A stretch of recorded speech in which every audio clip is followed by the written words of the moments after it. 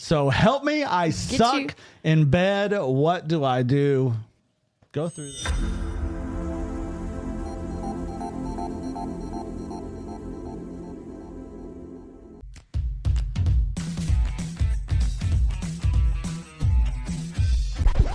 Here's a question for you. Is marriage overrated? Why aren't people getting married anymore? A new Pew Research poll found that 2 in 5 young adults think marriage is an outdated tradition. Marriage rates are at their lowest right now. Is marriage really even worth it? More than half of marriages end in divorce. If you get married, you have to be stuck with this person for the rest of your life, right? That's why you get married. So that's why it's declining. Why would you get married if you want to have just one partner when you can have multiple? Marriage is stupid.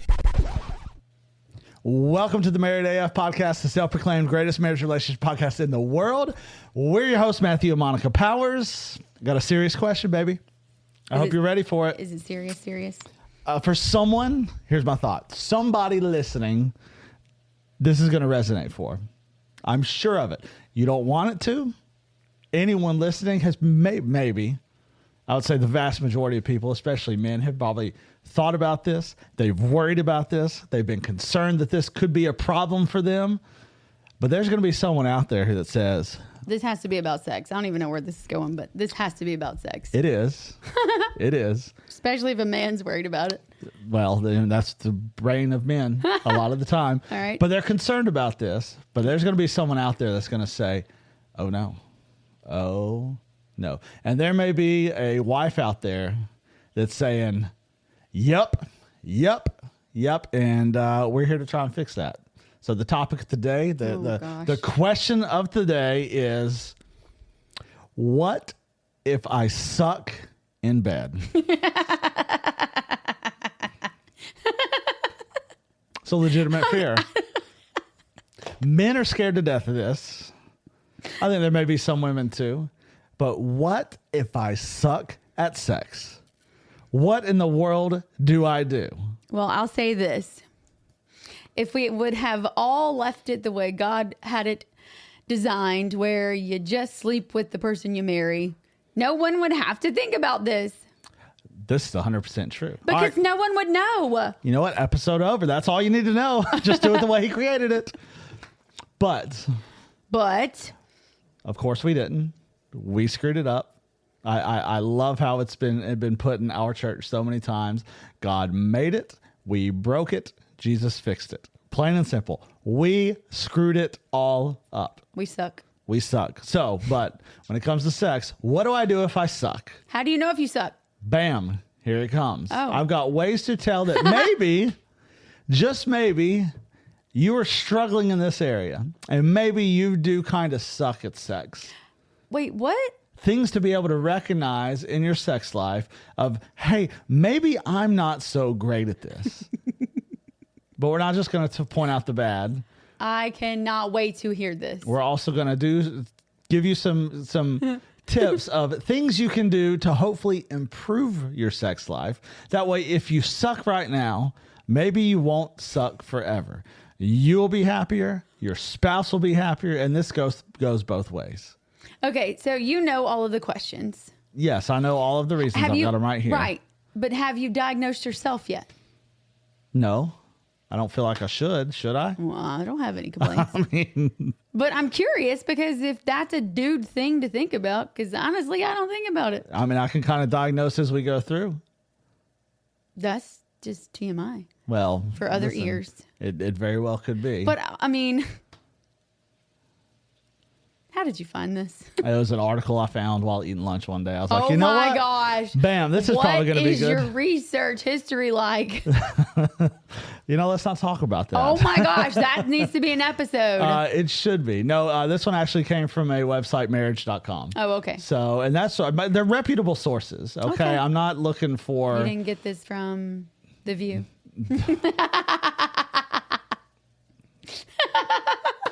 I just need to see the vein in your head just start bulging. It's going to pulsate just a little bit. Our View. Yeah. The View. That's a different episode. Get back to your sex questions. My goodness. Okay. So sorry. Here are some things that maybe the questions you need to ask yourselves, analyze yourself. Are these for boys and girls? This is for any person okay. at all. Do I suck at sex? And if I do, what can I do? So number one, and I think this is a no-brainer, if you're just not a fan of sex, you've done it, and it's just not important to you. You just don't like it. You just don't care about it. You're like, I could take it or leave it. When you think about it, it doesn't excite you at all. This could be a sign that, hey, maybe you're not doing it right. Obviously. You know? Or your spouse isn't doing it right? This could, well, I think this could be a part of it. That, hey, maybe your spouse isn't so great at it. But if you still think about it and you're still excited about it and you're like, oh my God, it's just terrible, then, hey, maybe this is a conversation to have with your spouse. So first way to tell that, hey, maybe I'm not very good at this is when the idea of it and the thought of it, you don't get very, very excited about it. Because I think most people, when it is good and they think about it, they're going to think about it often, and it gets them very, very excited, and they want to go and do the deed. Second way, and I think this kind of falls in line with the first one, that anytime the topic of conversation of sex comes up or you begin that act, you begin to get embarrassed about sex. Embarrassed about sex? Embarrassed about sex. As in? I'm just embarrassed. I'm ashamed of it. And this could just be a sign that, hey, I'm probably more fearful than anything that I'm no good at this. Okay, this is just, maybe my small brain is not comprehending. The embarrassment of sex. That when sex is brought up, I'm too embarrassed to think about it, to talk about it, because we're fully very openly about sex and the importance of it.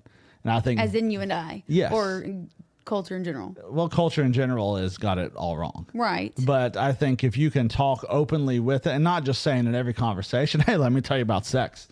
But when those conversations arise, you're comfortable and open to be able to talk about it. I believe that this is, we are good. That this is not a conversation enough people have. True. And again, not saying that over every single dinner, well, let's talk about sex. Let me tell you all about it. But I don't think that makes you bad at sex if you just don't like talking about it. Well, I think it could, because maybe you're a little bit embarrassed about it. I think embarrassed is a wrong word to use. Well, I mean, I could understand it. I could understand it. Okay. Because I'm embarrassed for my performance, so to speak. The third way. Are there follow-ups to these? Because there's so much that I think I need to say, but I'm not saying it. No. So if you got it, you better say it. Okay. So what you just said, repeat that. The third way? No, the second one, but it was the embarrassment. The ending that you just said. Oh my word. Well, I'm not sure exactly what it is you're looking for. You're something about the performance. Your performance is lackluster. You're not good. Okay, that. There are times when, man, we're ready and we want each other super bad. But I will be the first one to go, it ain't happening tonight, because I'm not gonna half beep sex. Yes, you're not gonna not go 100%. Yes. Yes. Because what happened before interrupted what I wanted to do. I had to exert too much energy that I didn't expect to exert because I was reserving that energy for sex. Correct. Does that make sense? It makes total sense. And I think that's perfectly fine. Because that's going to happen. Life happens. Things happen. But when it's that bad, we're both laying there like, yeah, we'll pick this up tomorrow. When you are just too exhausted to even kiss. You better not be bumping uglies. It happens from time to time. Yeah. So I think that's where you... But it's an unexpected something. And it's hey, we'll press pause and we're definitely going to pick this up tomorrow. No doubt about it. Might dream about you real hard, but... Which is, hey, that's a great thing. The third one, you have to plan out the entire thing before you do it. What is this, a wrestling match? I mean, could be. But what it's saying is... Can be is worse.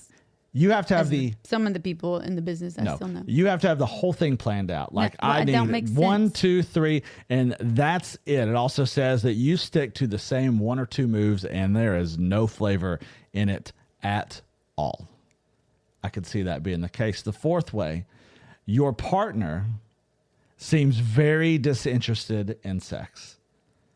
And this kind of goes along with number one. But yeah, if your partner is like, no thanks, no thanks, no thanks. Now, sure, there could be other things. There could be a lot of different that are going reasons. on there.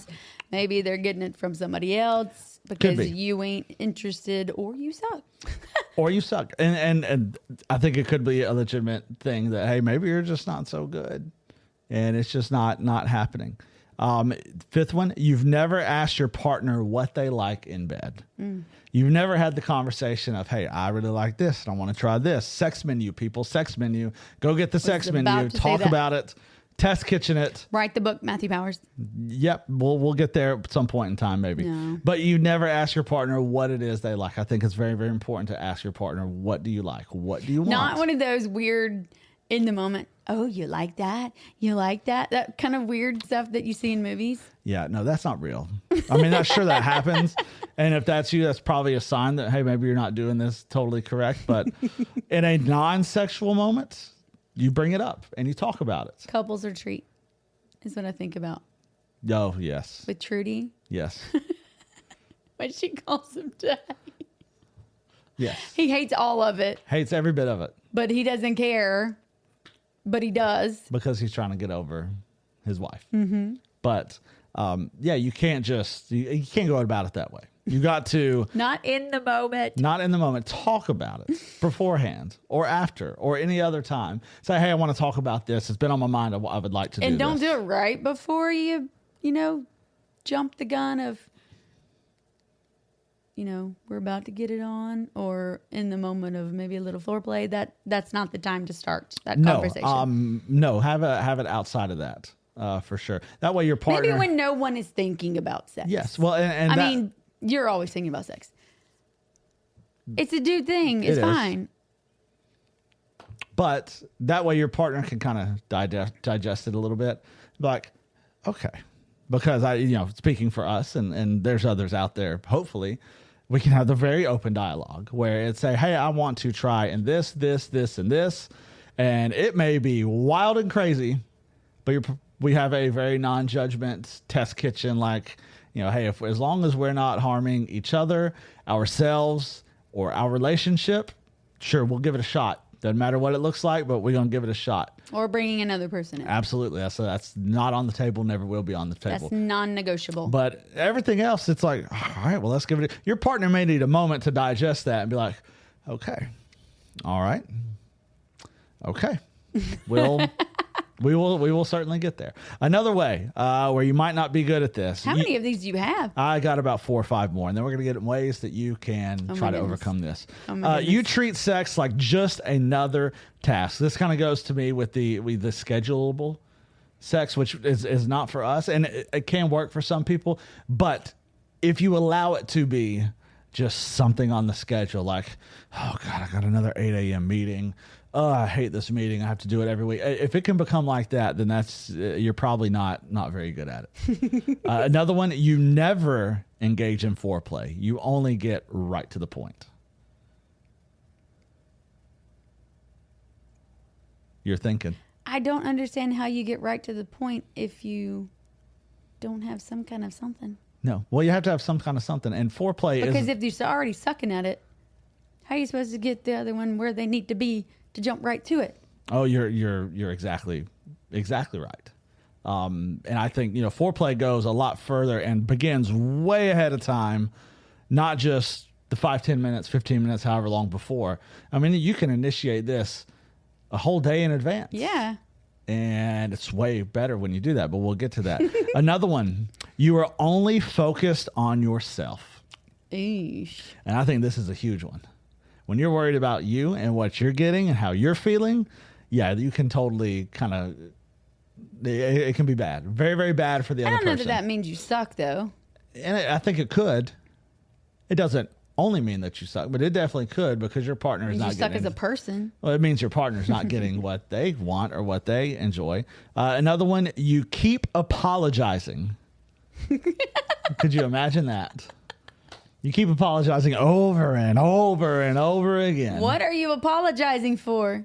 Who knows? I mean, there could be a number of different things that you're apologizing for? What exactly? Oh my I gosh, don't know. all I think of is forgetting Sarah Marshall.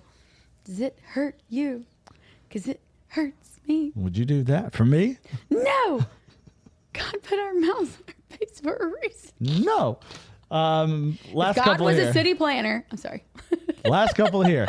You were way too pushy, and this kind of goes right off of your the last one, is you're only concerned about yourself. I don't understand. You're too pushy because you're only worried about getting what you want. It's a classic sign that you could be bad at sex if you are constantly begging for it. Wait. What do you mean? You're bad at sex because you want it all the time? You're wanting it and begging it are two totally different True. things. Wanting it is letting your partner know you want it. Begging for it, it's a whole nother level. I mean, I don't know. I don't I've care never who you are. experienced that, so No, I don't care who you are. I think if someone is constantly begging for it, begging is not a pretty sight. No. Doesn't look good on somebody. No. But I mean, there could also be other reasons for Well, someone there- to have to beg for it, especially if one person's not into sex. There could totally be so many But different that reasons. sounds okay. Go to your things because how to fix it or You don't do any of the work. Could be very one-sided. You could suck at this. boring. And I think this one, I see this one all day. You're overconfident. When you hear people brag about Wait, how what? you're overconfident, you hear people talk about how great they are at something. Yeah, I just relate it to guys in their high school sports stories Oh yeah. about how great they were and how amazing they were. I think of D'Angelo at The Office whenever he takes over for Michael. And he talks about how he can dunk a basketball. And remember, he can't dunk a basketball. So Jim gets him down there in the warehouse to dunk the basketball, and he ends up, hurting himself and going to the hospital. I think of that really with the whole overconfidence thing. Yeah. I mean, you know overconfident people, and they just don't live up to the hype. Yes. 100% of the time. Don't meet your heroes, people. 100% of the time. All right. So say you suck in bed. Okay. You're bad at this. I'm sucking in bed. You're no good at this. I am no good at this. And you've kind of walked through some of this stuff, and you're thinking, well, that could be me. How do you fix that? Number one way. Tell me how. What do you think the number one way would be to begin how to fix this? I don't know. I've never been told to suck in bed. Well, that's true. But it goes along with everything else Tell me, Powers. that we've ever said. Work on communication in bed. Oh my goodness. What a freaking shocker that is. Work on communication That in word is so powerful. bed. In What every in the world? situation. What in the world? People think sex is only physical, it says, and they could not be more wrong. Talking during sex is important. During sex? During sex? Well, I do talk during sex. Before sex? After sex? All important. So how do you begin to improve? You talk about it. If you're married to someone who loves you so much, they will openly talk to you about this, and they will let you know, hey, this is really good and this really isn't. And you can begin to work on. But be prepared to hear things you don't want to know. Totally. But if you're serious about trying to make it better, this will work. Work on your confidence levels. And see, I think this is huge with you because you're one of these most confident people ever. I've been told this, but I don't understand that. Well, you are. And if you can kind of divulge just a little snippet, because your confidence levels are through the roof. And a lot of people lack a whole lot of confidence, not just in sex, but throughout their entire lives. So what is it? How are you so dadgum confident with, not just here, but just about everything that you do? Someone who is lacking confidence, what is one little thing that they could begin to do that maybe would start to turn the tide for them just a little bit?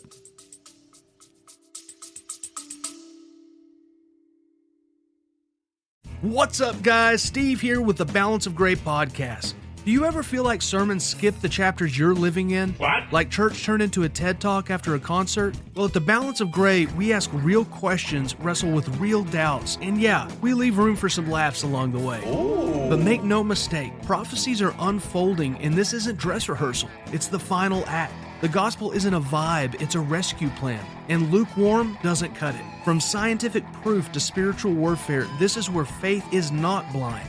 Search The Balance of Gray wherever you get your podcasts and hit follow now. That's The Balance of Gray podcast. I'll see you soon. Phenomenon is what it is. I get asked this question a lot, and I don't understand because I don't see my confidence. Maybe because I don't see myself. I'm not on the outside looking in. But for me, I guess it has a lot to do with my personality. I just want to prove a lot of people wrong. Okay. When I'm told I cannot do something, that strikes a nerve from the head to the toes of my body. And I have to do way more than they said I couldn't do. Not to show off, just to prove a point. And when I do that, it's just like, did that. That is true. So I don't know if that can pertain to being better at sex. Maybe some of them. But I think even with that, a lot of people, if they're told they can't do something, they believe it. And that's just in life. Told they can't do something, yeah, like they believe it. Someone tells you can't do something. I'm completely opposite. You're opposite. But and it's outside of the sex thing, I think just in general, people are told, well, you can't do that. They're going to be like, yeah, you know what? They're probably right. I can't. I'm going to fail. I'm not going to be able to do that. And that's sad. And I hate that. And most people are also afraid of confrontation. I welcome it. And maybe I need to beg people to tell me you can't do that. Maybe. And when you say you welcome confrontation, you're not looking to pick It's not like I'm fights. looking to fight. I am not afraid of it, and I will hit it head on, get the problem out the way, and move forward. That's a part of communication. That's exactly it. If a problem arises, you're not going to run from it. You're going to be like, all right, well, let's... I'm not scared of it.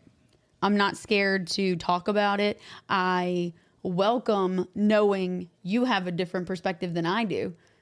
But it's not going to be an arguing back and forth or even a debate. I just want to hear your side. Then I will let you know my side. And then most of the time, it changes the person's mind who has something. When they hear me say why I do this or do that, it's usually that makes sense. That's just the importance of open dialogue. Yes. But most of the time I'm not a pessimistic person. And most people's mindsets are that way.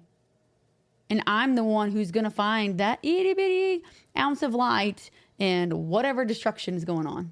Because I will not sit in doom and gloom. No, you will not. I do not thrive in that. Well, this is for everybody. You are going to find exactly what it is you're trying to look for.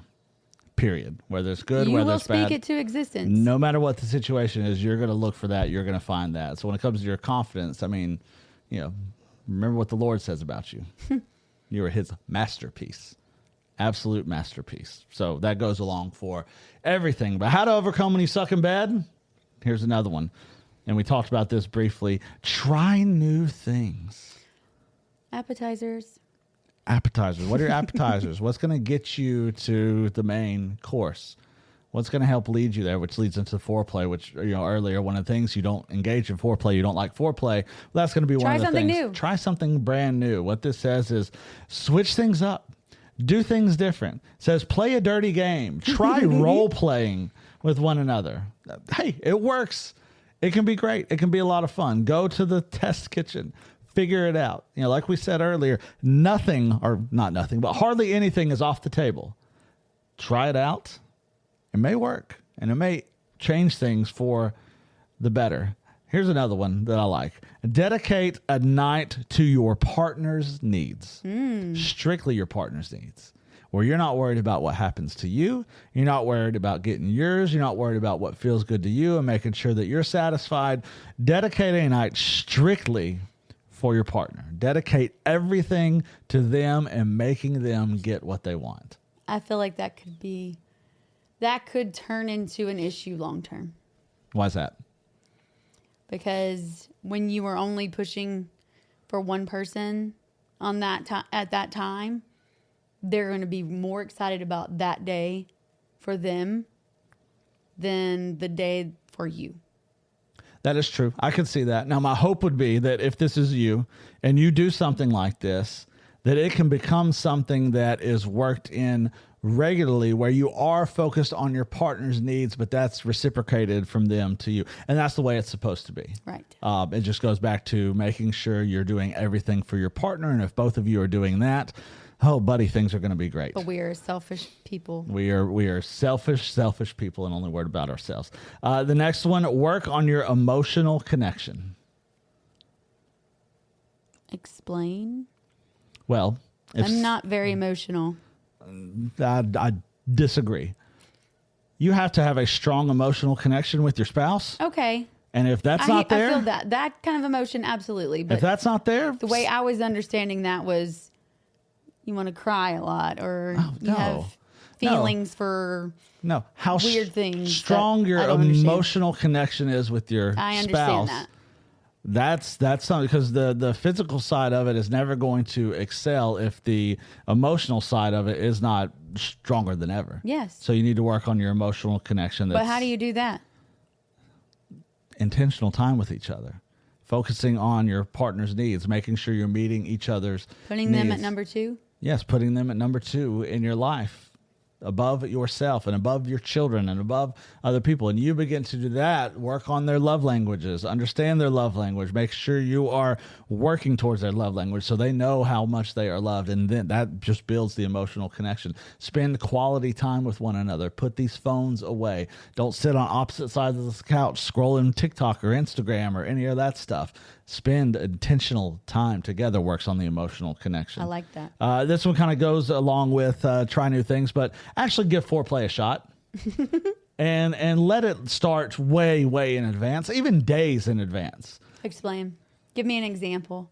Be flirty with one another. Oh, yeah. Be touchy-feely. Let the kiss last a little longer than it normally would. Send flirty text messages to each other. Mm-hmm. Let your partner know that, hey, I'm feeling this. I'm thinking about you. You are on my mind in this way. I love when I get those messages from you. I've That been thinking about, hey, it's like, hey, beautiful, I can't get you off my mind. I've been thinking about you all day. I'm like, ooh, yes, he has. That's an act of foreplay, which can only help enhance things down the road. And let's see here. Take things slowly. Mm-hmm. It's not a rush. Don't just rush into it. I mean, sometimes it has to be. Yeah, there's great times. Especially having children. There's absolute great times for that to happen. It can be quick. It can be amazing, but take things slow. Enjoy it. Pace yourself. It's not a sprint. It's not a sprint. It's not how fast you can get to the finish line. You're not running for the Olympics. You're not trying to get there as soon as you possibly can. There's a whole lot more to it than that. Take your time and enjoy each other. Last one I have here. Be spontaneous. That's my favorite. Why? Spontaneous sex. Why is that? Because you don't know you don't know, you did not expect it to happen. True. You don't know when it's going to happen, where it's going to happen, how it's going to happen. I would say, to go along with being spontaneous, take control. I think this goes both ways. I think women probably really appreciate when their man will take control. But I know for men especially, they love when their wives will just take full control. Will initiate and just be in control. It's the turn on for guys. Yeah. Especially when they don't expect it. Totally. But I would say for men and women, be spontaneous, but take control of the situation. Let your spouse know, I'm in charge of this. And when they do rush, let them know. No. Openly communicate during. Let them know. They're trying to rush through it. They're getting a little too excited. You're in control. You slow them down. Mm-hmm. Let them know, hey, I'm in control, and I'm going to do this the way that I want to do this. And if you are able to do that, it can change the game. It can. Anything you'd like to add for how to improve sex if you suck at sex? I'll be honest, I was not prepared for you to say you suck at sex. No, we talked about this briefly this week, but you did not want all the details. I said, please don't tell me anything. I have to hear all of this for the first time while we record, because this has got to be hilarious because I never thought about things like this. I mean, I know it's real. I know it's, and there's different reasons for it. I'm not just saying, well, you're bad, you suck. I mean, there can be trauma in the past that causes things to trigger. And then, I don't want to discount that at all. There's definitely, need to talk to people, have to go to therapy about it. As men, especially as you get older, listen, you got a problem with the stuff working sometimes. That's a real thing. Yeah. And listen, well, females have the same issues. Females have the same issues, but men, especially if that's you, listen, I know a guy. He can help correct that for sure. Not going to mention anything else, but listen, you need help. I know a guy. He can make sure you help out. Not that he helped you, but no, we hear the stories. I hear the stories. They're incredible. I don't believe that those things actually happen. It's hard to believe it, but then again, I can totally see it because, it's a basic need for men buying Cialis right now. Yes, and this goes to another level, and the success stories I've heard from it, from patients that life-changing with their spouses. Yes, changes. Like their wives are taking them to the doctor. Changes Help the game. him. And if that's you, because it's natural. Because that could also make you suck in bed, but then it also brings your confidence down, and you don't want to do it. But your wife takes you to the doctor, fix him because I need this taken care of. I need Great him. open communication. I want him. And this Fix is real. it. Don't be embarrassed if this is you, because this is not unnatural. A lot of men run into this. Because we've heard that stress, anxiety, certain medications that you're taking can honestly kill all of the things where you're supposed to use it and you can't. Yes. And if you don't use it, you lose it. That's a real thing. Totally a real thing. You got to use it. So use it. And also kills prostate cancer. It does. It helps with that. Yes, you need to. I think the studies are you need to finish 21 times a month, and it reduces the risk of prostate cancer dramatically, like almost wipes it out completely. So if you're listening, keep that in mind, both men and women. 21 times a month is and the older you get, the worse prostate becomes an issue. Oh, but it's a huge issue for men, especially. And does that mean there's not just people aren't just having sex anymore? Yeah, definitely. But that doesn't make sense to me because the amount of abortions that were happening, and we overturned abortion stuff, and now birth rates are out of control, which blows my mind because where are these babies coming from if nobody's having sex? Well, birth rates are down across. I mean, there's a fear with people that if we continue the decrease in the amount of births that we're having worldwide, it will extinct the population. It is the lowest it has ever been in the history since they've been keeping up with this. Yes. Prior to abortions? Oh, yeah. Yeah, since like the 1800s, we're at the lowest rates we have ever seen when it comes to births. Across the world. It's not just in the United States, it's in countries all over the world where there is a fear of, if we keep this up, not saying in 20 years we're going to be extinct, but in thousands of years, if this keeps up, we will cease to exist, all because we stopped having kids. And there's a proper way to have kids. I mean, God, like you said from the very beginning, God created all this. He created it in a certain way. And if we did it according to the way he did it, we wouldn't be in all this mess to begin with. And when it comes to sex, how he created it, I mean, there are not really any limits thrown on that thing. So enjoy, enjoy, enjoy. Read the book of Psalms. No, Songs of Solomon. Songs of Solomon. I mean, read Psalms also. It's incredible. Read that you need too, to read the whole thing. But Songs of Solomon. So help me. I suck in bed. What do I do? Go through that. Listen. See if that qualifies you at all. And if you do, there's some steps you can take to try and get better. And even if you don't, there are some steps where you could probably improve it anyways. Because why would you not want to continue to try and improve this? Not just for yourself, but your spouse, your family, your future. You'll be more productive at work. You'll be a better parent. It's going to improve every area of your life. I promise you that. On both sides, male and female. 100%. So, any final thoughts? I don't know. No? I want to know if I suck at sex now. I'm going no. No, not at all. I can promise you that. I already knew the answer to that. I know you did. Just because of you. I know. You're welcome. I love you. Let's get out of here. I love you. God, we love you so much. We are so thankful for what you are doing. We're thankful for these conversations, just the platform that you have given us. Lord, we just pray that in the right moments for the people who need to hear it, you will make sure it gets to the ears that need to hear it. No matter what the conversation topic is, even if it is something about sex, You created it. We are thankful for it. And God, we pray that people will do it according to your design, because your design is perfect in every single way, Lord. And we thank you for that. God, just thank you for everything that you do. We love you. We look to you in all that we do. In Jesus' name, amen. Amen. Play ball.